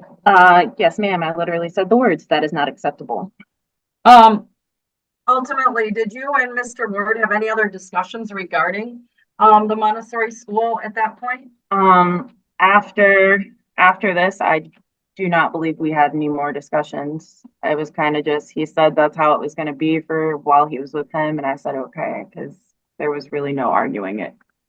What was your, at that point, when you found out that he was going to Montessori school, what was the split at that point regarding the care? I had him Sunday night through, I want to say Thursdays, except for those days where I would ask him like, hey, do you want him today? I've got this or that I want to do. And I would prefer him be with his father over a babysitter for a couple hours. Do you know if his father does the same for you? Meaning if your father, if he's not going to be available and let's say he gets called into work on a Saturday or he does something, does he give you the same courtesy and call you to see if you would like to watch Demetrius? No, he does not. As far as I know, he goes to his brothers, his uncles. A cousin of his watches him occasionally. Would you like that same courtesy? I would like that same courtesy. Do you know what a first right of refusal is in the legal world? That's when we, like, if we Objection, Your Honor. This is nothing that's ever been pled as far as right of first refusal. This is the first I've heard of Ms. Newbern requesting the right of first refusal. I don't believe it's properly before the court. Okay, Ms. Ives? Well, Your Honor, I believe the court has to address the ultimate division of parenting time potentially. And I think that that would be a consideration for the court to make. Well, I don't think she needs to go into the practice of first refusal. She can talk about what they do or what she wants, but I don't think she, again, has the expertise or knowledge to testify about what first right of refusal. She said she didn't know what it was. Your Honor, I will rephrase my question. Okay. If you are not available to take care of Demetrius, or let's say Mr. Ward is not, would you believe that the other parent should have the opportunity to watch Demetrius? Yes, I do. Okay, and would you like to be afforded that opportunity? I would. Going back then this last summer, I would also, Your Honor, I would ask that we enter defendant's exhibit 1. Okay, Ms. Storm, any response? No objection to exhibit 1. Exhibit 1 will be admitted. How did it come about that Demetrius got enrolled in Dudley School? We had been trying to figure out where to put him in school. When you say we, who was we? Porter and I, sorry, had been trying to figure out where to put him in school. And there was really nothing coming of it. And it was getting down to the wire. So I signed him up for Dudley. And why did you choose Dudley? Because we had just missed the cutoff for Fremont. And they have a similar, or according to online, they had a similar kind of curriculum with them doing STEM programs and being able to do the Bearcat Advantage. And so in order to keep him in Battle Creek Public Schools for the Bearcat Advantage, and within the STEM program, I signed him up for Dudley. And did you discuss that with Mr. Ward? I told him that I wanted him in Battle Creek Public Schools for the Bearcat Advantage as well as the STEM program, yes. Does your son's ability to attend college matter to you? It does, greatly. And by enrolling him in Battle Creek School, he would have an opportunity for college, correct? Yes, he would. He'd also have the opportunity to dual enroll during his high school. Objection. We've already discussed this and had testimony over this. And Well, I don't think there was any testimony about the dual enrollment, but there was about the other, so.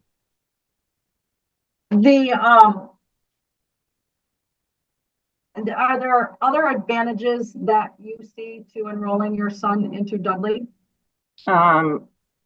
He's already really good friends with all the kids there. Well, not all the kids there, but a lot of the kids there, if we're talking about this upcoming school year. But if we're talking about the last one, it helped that my cousin Raquel was going to be part of the 21st Century program, as well as I know people within the school system. And what is the 21st Century program that's available at Dudley? Was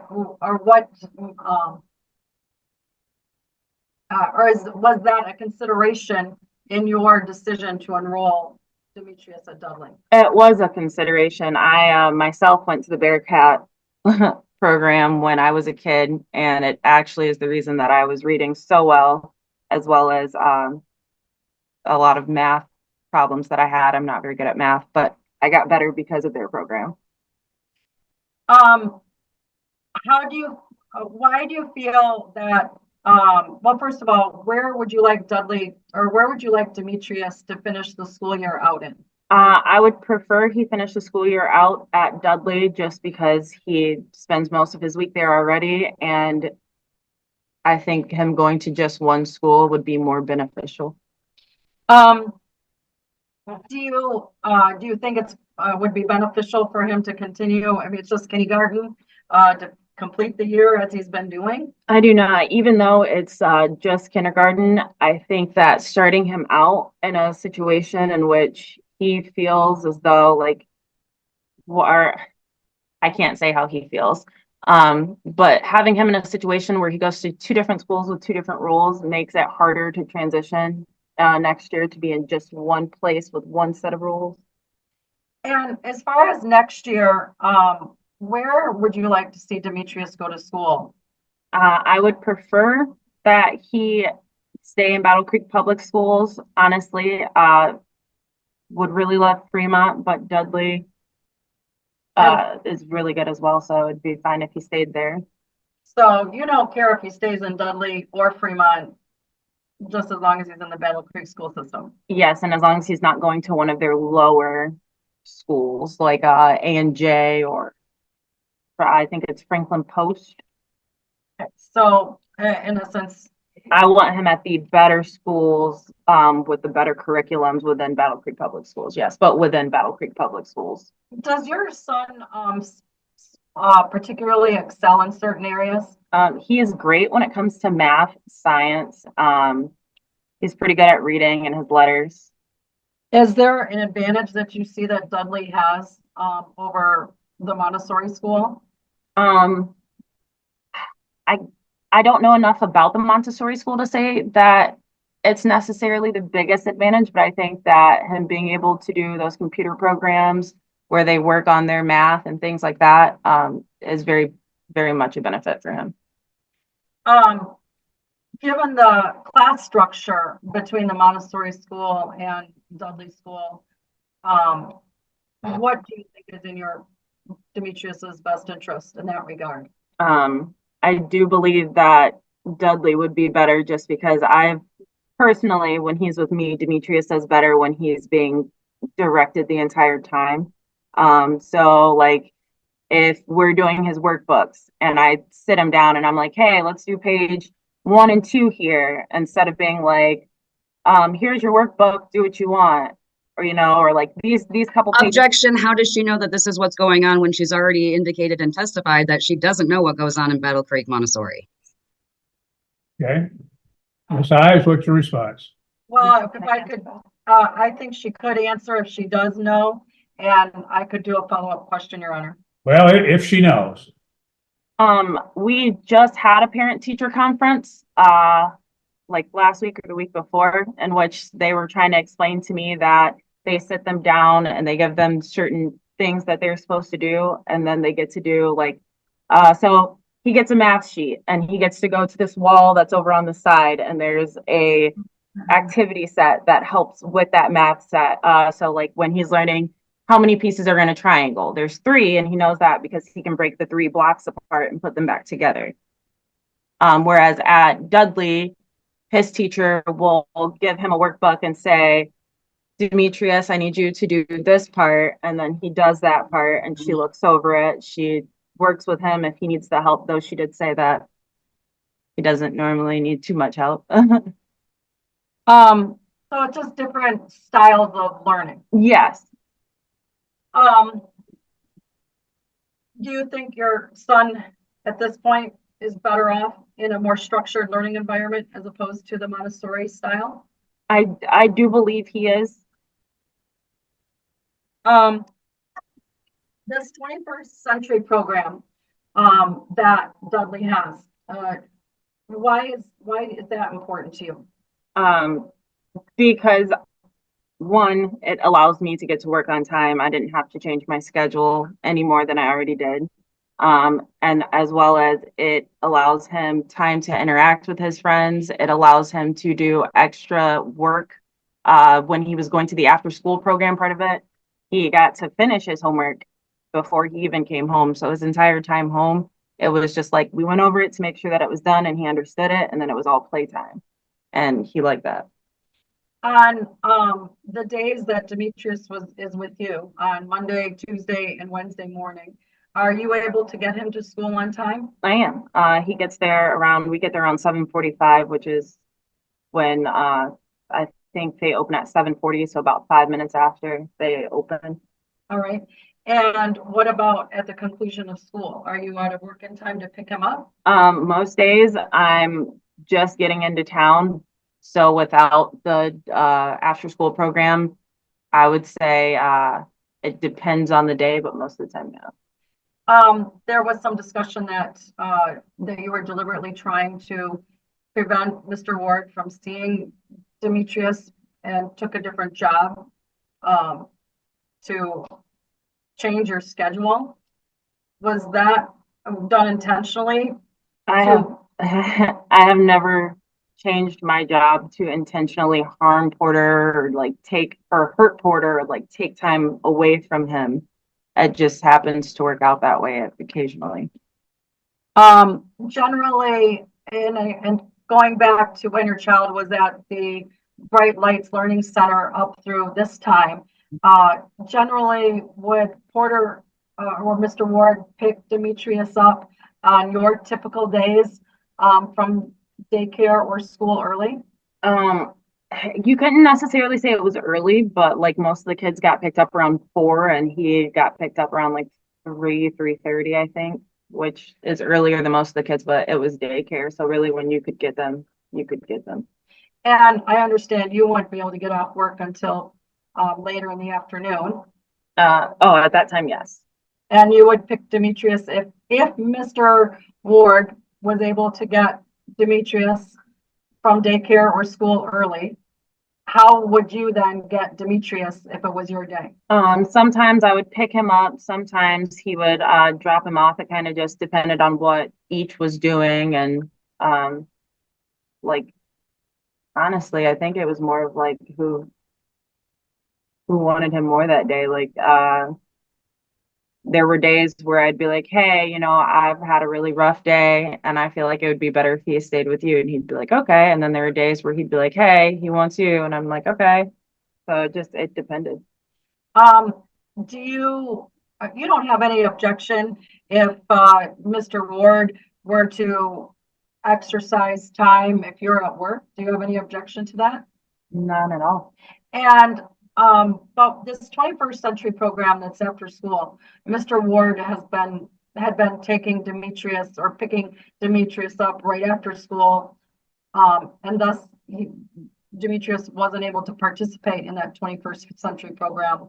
What are your thoughts about that? I honestly, I wish that he could still go. I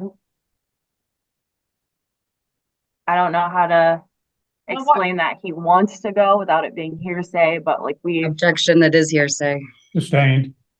What, in your viewpoint, does your son benefit from going to that 21st century program? He benefits with, again, getting to be with his friends as well as help with school. Say asked and answered, Your Honor. She asked how he would benefit, and she's now repeating her answer about getting to see his friends. And she already testified about the fact that he gets to work on homework before or after school. Sustained. Are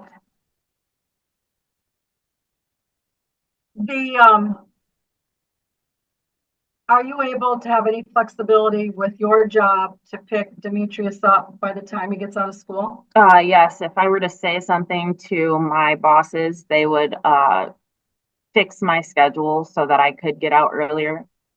And ultimately, have you been doing that? I have not, just because one, I know he wants that time with his dad as well as his dad wants that time with him, and that extra hour actually helps me to be able to pay my bills. Okay. So, so next year, if Demetrius were to stay at Dudley, would he be enrolled in that 21st century program? I think me and Porter would have to discuss it. I would want him to be, but ultimately it would be a joint decision. Now you have to, you have no problem getting Demetrius to school on time, correct? Are we talking Asked and answered, Your Honor. Yeah. You're right, yeah. Sustained. Let's see, I'm gonna rephrase the question. Do you rely on anyone in the morning to help you with transportation? Oh, no, ma'am. If you, the court were to make a ruling that your child go to Montessori school, would you be able to get him to Montessori school? Yes. There was some testimony about some things that happened in 2022. And I want to take you back there and give your explanation of the version of what happened. Let's specifically start with the October, I believe it was the October 12th date October 15th date regarding the soccer game. Can you explain what happened that day? He had a soccer game and I switched a shift with a friend so that I could go. I got to the field and I didn't see either Alicia or Porter. I didn't see Demetrius on the field. So I asked the coach and she was like, I don't know, I think he's sick. Objection, hearsay. Sustained. Okay. You can't talk about what he said. I asked the coach, and then when I still did not know where he was, I called Porter multiple times. I called Alicia once, just the once. I probably could have called her more than once. And then I called my mom. I got no answer from my mom, and I started to panic.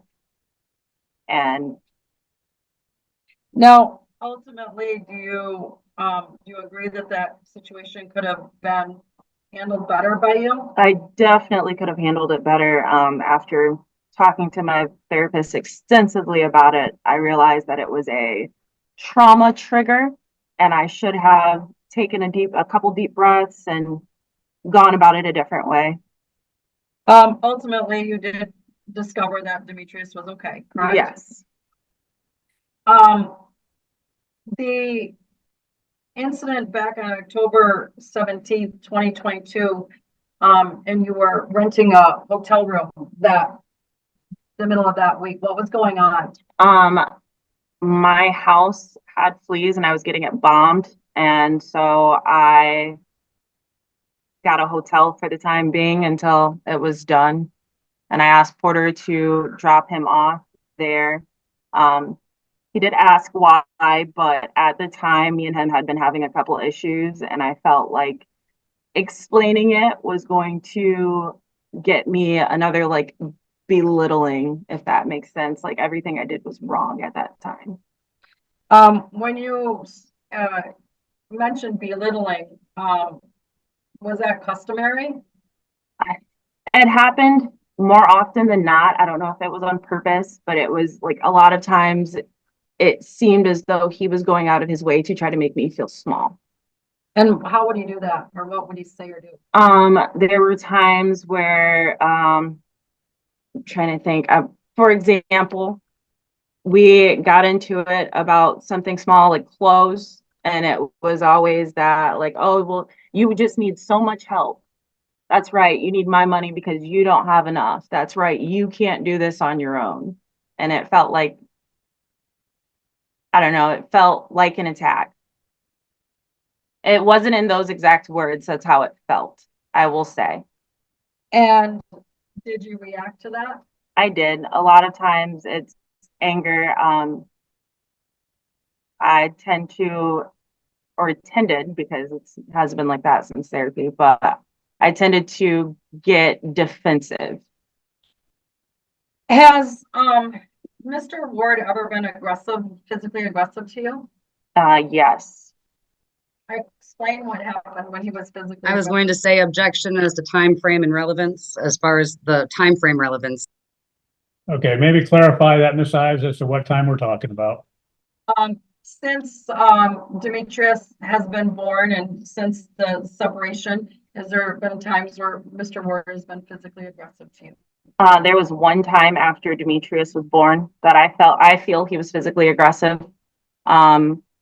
Me and Jaricia were living there at the time. It was actually, I think it was the day that we split, either the day or the day before, because we left in that same time frame. But he accused us of cheating on him, and he was being very just like aggressive, and I ended up backed into a corner in the hallway with him screaming over top of me until Jaricia came in and told him to stop because Demetrius was right there. Do you feel, for the most part, that you and Mr. Ward can talk civilly to each other?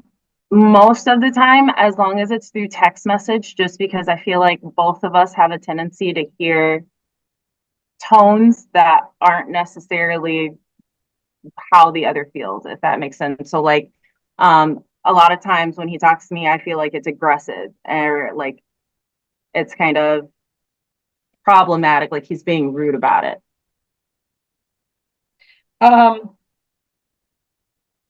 So one of the issues here is joint legal custody. What's your opinion on legal custody? I feel like it should be joint, just because if we're being honest, as adults, we should be able to make decisions together on our child. And yeah. There was some, I forgot, we were going through some dates here. There was some things brought up about like haircuts. I mean, what is your position on Demetrius's haircuts? I'm perfectly fine with Porter getting his haircut. The only time that I've had an issue and I've said something is when he goes too long without a haircut. So again, I say he does very well on schedules. Demetrius is a scheduled child in my home anyways. So like every 2 weeks, I feel he should get his haircut. And if it goes too long and he starts complaining about it, then I'll say something. But that hasn't been said in a while. And that's something that Demetrius usually does with his dad, correct? Yes, except for a couple of times. I think I've taken him twice to get his haircut. Going back to this time in Christmas of 2022, do you recall being denying parenting time over the holiday? I don't recall denying that parenting time. It could have happened that way. I go to my parents for the holidays. They do live in Detroit. Was there any there was no court orders from anywhere though? Oh, no, there was no court orders at that time. So you and Mr. Warren were kind of left to your own devices to try to come up with a plan? Yes. Were you trying to follow any particular schedule regarding holidays, that is? In 2022, I honestly do not recall. I think we were kind of just going with what we could. We had started trying to figure it out, but I can't think of anything that was specifically set in place. I mean, you guys never pulled up Calhoun County parenting time schedule ever, did you, and say, hey, let's do this? Or He did, but I honestly cannot remember if that was that Christmas or if that was after January. We were having a lot of issues at that time when it came to all of the holidays together. I'm gonna take one moment, Your Honor. Ms. Newbern, the court's gonna make some decisions today. Can you just tell the court what you think is in Demetrius' best interest regarding a division of custody and parenting time that you would like to see the court implement? I think it would be best for him to stick to something similar to what we have now for parenting time, though I would greatly appreciate it if we could come to some kind of understanding or some type of I can't think of the word I'm thinking of, but some schedule in which I get at least one weekend out of the month and Porter gets a little bit more days during the week. Like we can switch some days off or something just so that he has time to do other things with me, or like an earlier Sunday pickup so that, again, we have more time to do other things than our schoolwork and the couple of Legos things that we do now. What time have you been exchanging Demetrius on Sundays? On Sundays, he usually gets dropped off around 5:45, 6 o'clock.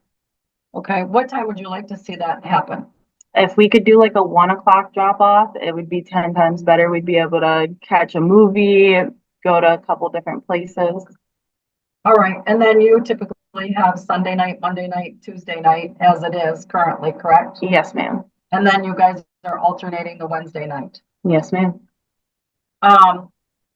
And then as far as the schooling, I mean, ultimately, what would you like to see the court order for school? Ultimately, I would like him to stay within Battle Creek Public Schools. Again, preferably at Fremont, though I'm great with Dudley. We never touched base on child support. I mean, have you been actively seeking child support? Do you think the court should order it? I'm not actively seeking child support, no, as long as we're both, doing our part, then I feel like we should be fine. Is there state assistance? Are you on any state assistance? I did just refill out my DHS information just for insurance purposes, as well as a little bit of assistance with insurance, like car insurance and things like that. Okay,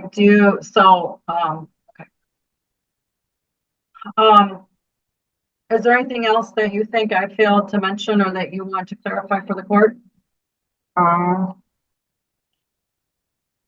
Just that I truly do think it is in Demetrius's best interest to be with both of his parents and to have time to do other things with both of his parents as well as his grandparents.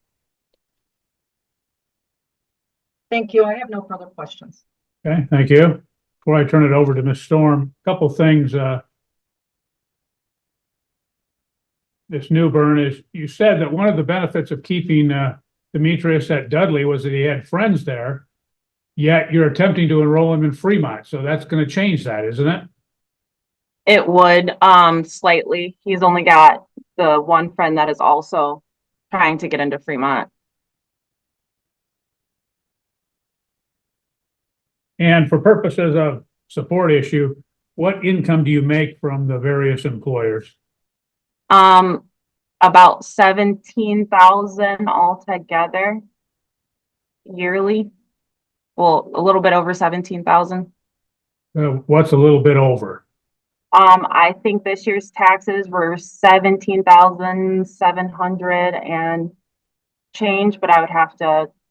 I think that was your net, maybe tell the court what you earned per Oh, hour. per hour. at your job. I earn $17 an hour at the Dude, and then $10 an hour at Vegas. And I do only work the 2 days at Vegas.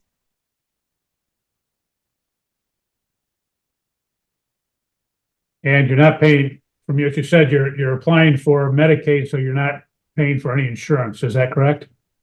That is correct. I would also like to say I just went up to 17 within the last 3 months. I was at 1550. I want to say before that. Okay. Do you have any other deductions or that from your income? No, sir. Okay. With that, Ms. Storm, any recross? Yes, Your Honor. I have quite a bit that I need to cover with Ms. Newbern at this point, so I'm not going to be able to finish in the 15 to 20 minutes that we have left before we start getting kicked out of the various courtrooms. So I don't know if at this time whether it would be worth it to start. I did have a few questions regarding income that I could start with if the court would like me to do that. Now let's wait, and we can do it all when we're back next Wednesday. We had talked to Ms. Ives, and she was not available on any time on Tuesday. So, and I know, Ms. Storm, you were not available in the morning on Tuesday, so we'll just continue next Wednesday, our scheduled time, and then any of the time after that as well. That works, Your Honor. I know it would have been a challenge for me to make that happen, so that's all right. Okay, what we'll do is we will recess and take an adjournment at this point. We'll see you back next Wednesday at 1:30. Thank you, Your Honor. Have a good day, everyone.